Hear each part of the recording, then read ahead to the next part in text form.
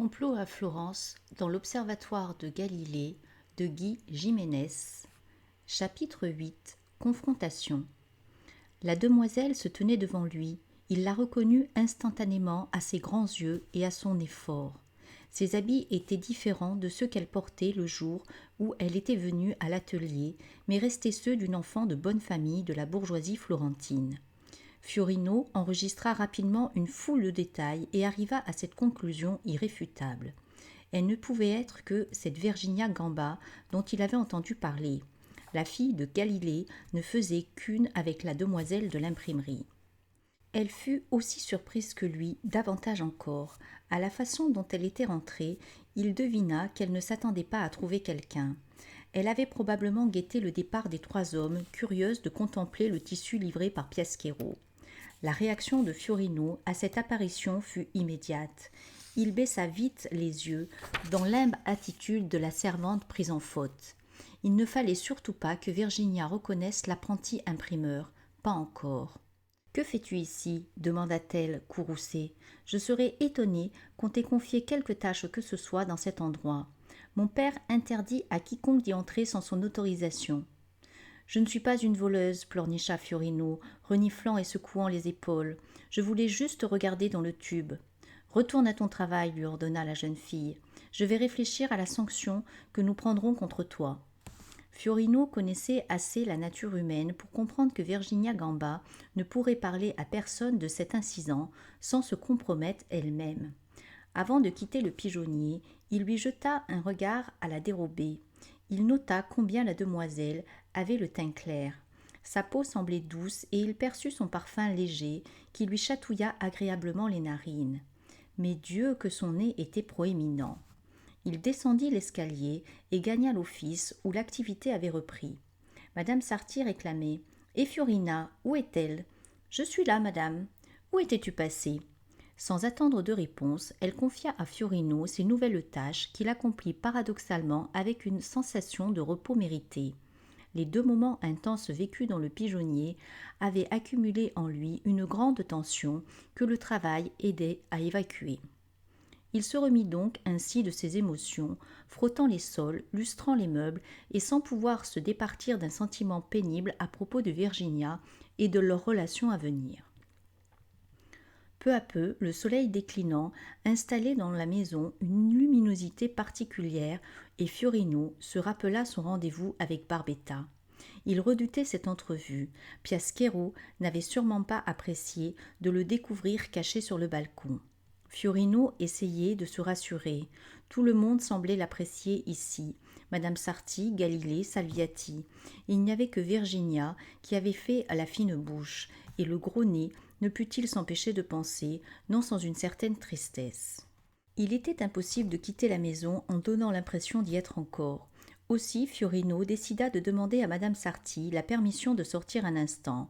Il la trouva en grande conversation avec Virginia. Il était trop tard pour faire demi-tour. La fille de Galilée parlait-elle à la gouvernante de sa présence dans le pigeonnier ?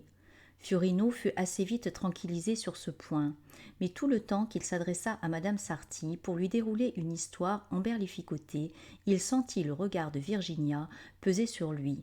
Ce regard n'avait rien d'amical. Lassée de ses explications à n'en plus finir et soucieuse surtout de garder Fiorina à son service, Madame Sarti lui accorda sa permission de sortie. Fiorino courut enfin à son rendez-vous. Piasquero bouillait d'impatience et de colère. Cette affaire lui échappait, et plus elle lui échappait, plus elle se concentrait dans les mains de Fiorina, dont le pouvoir devenait exorbitant. Pourquoi le faisait-elle lanterner ainsi ? Il ne pouvait se défaire de la vision ahurissante qu'il avait eue quelques heures auparavant dans le pigeonnier de Galilée. Il en frémissait encore. Que se serait-il passé s'il avait accepté de regarder dans la lunette comme l'y avait poussé le savant ?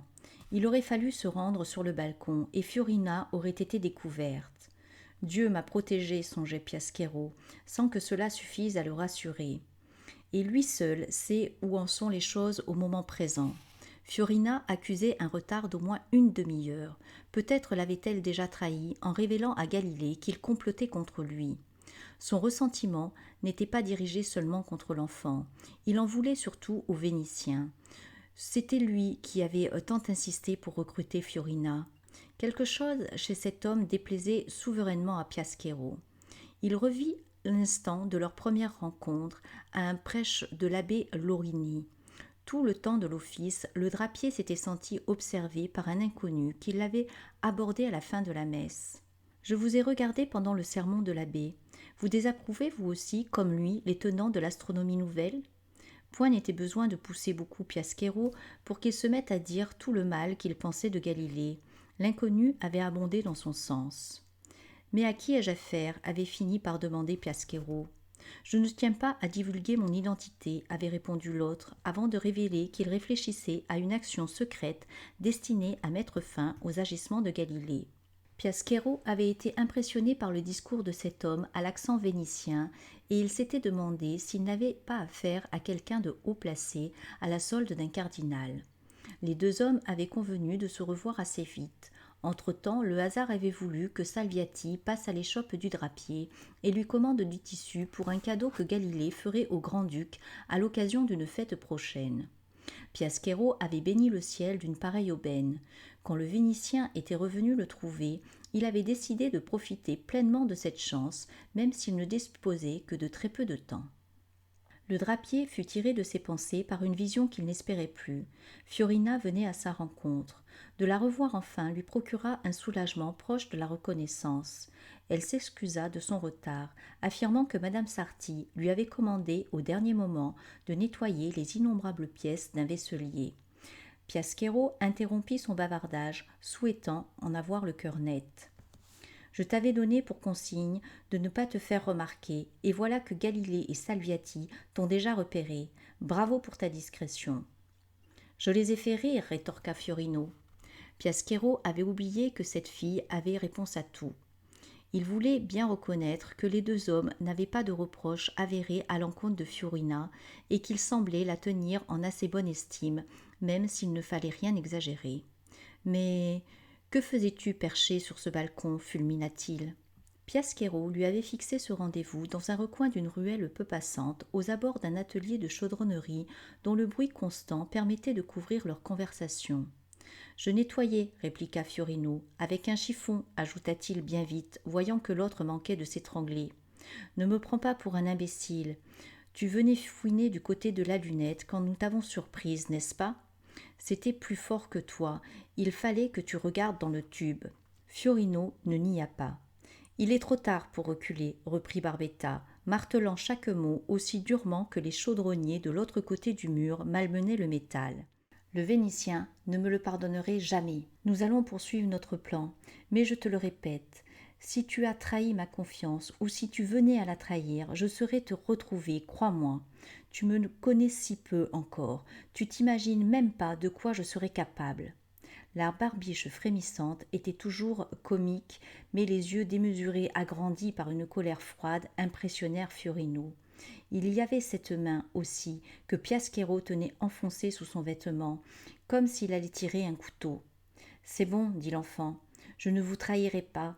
J'ai déjà juré ce matin. » Piasquero se calma un peu et interrogea Fiorino avec une autorité nouvelle. Galilée, Salviati ou qui que ce soit d'autre t'ont-ils surpris sur ce balcon ? Fiorino chassa de son esprit l'image de Virginia Gamba. À la façon dont elle l'avait observée tandis qu'il parlait à madame Sarti, il se demandait si elle ne l'avait pas reconnue. « Non, répondit-il enfin, admettant implicitement qu'il s'était rendu au pigeonnier dans un autre but que nettoyer. « Maintenant, continua le drapier, en s'efforçant à la patience, tu vas bien m'écouter.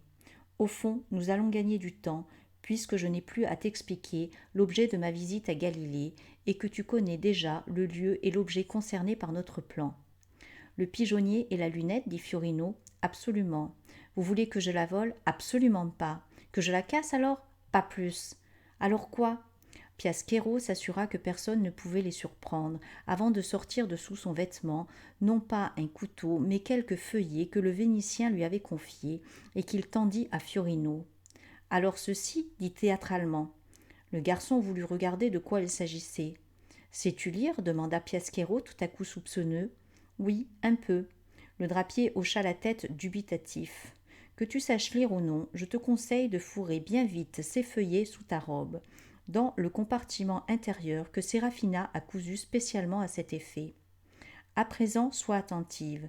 Ce que je viens de te donner est plus puissant qu'un coup de dague, une salve de mousquet ou un tir de canon. Si on te découvrait avec ces papiers, tu pourrais être pendue sur l'heure ou brûlée vive. Tu m'entends ? Je n'exagère pas. Aussi, prends tout à fait soin de ne pas perdre ces documents et de ne les montrer à quiconque sous aucun prétexte. Il en va de ta vie, crois-moi, il en va également de la réussite de notre plan. Dans ses rapports avec Fiorino, Piaschero avait jusqu'ici exprimé l'indécision et le doute face à la force vitale et à l'aplomb à toute épreuve de l'enfant. Cette fois, les rôles étaient inversés. L'adulte semait le trouble et la peur dans le cœur de Fiorino.